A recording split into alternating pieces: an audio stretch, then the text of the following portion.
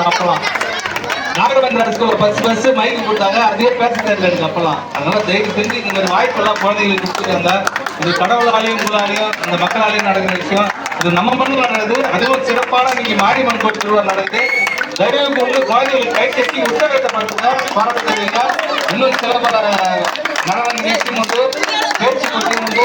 அனைத்து திறமைகளையும் குழந்தைகள் வெளிப்படுத்துவாங்க.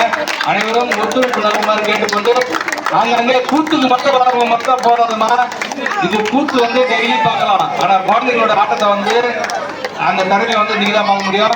இந்த கூத்தை நாளைக்கு அங்க பார்க்கலாம், இங்க பார்க்கலாம், இங்க ஒன்னாலும் பார்க்கலாம். இந்த கூத்து வந்து டெய்லி நடக்கும். ஆனா நம்ம குழந்தைகளுக்கு நம்ம ஊர்ல மட்டும்தான் மேடை. இவங்க வந்து டெய்லியும் இந்த மாதிரி வந்து நிகழ்ச்சிக்கு போறாங்க கிடையாது. நம்ம ஊர்ல திறமையை காட்டுறதுக்காக வந்திருக்காங்க, அவ்வளவுதான்.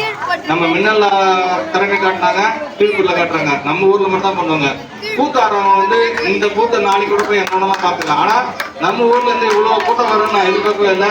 சரி, கூட்டங்கள் கம்மியா இருந்தாலும் கைத்தட்டல் அதிகமா இருக்க வேண்டும் வேண்டி கொண்டு நிகழ்ச்சி நிதி ஆரம்பிங்க.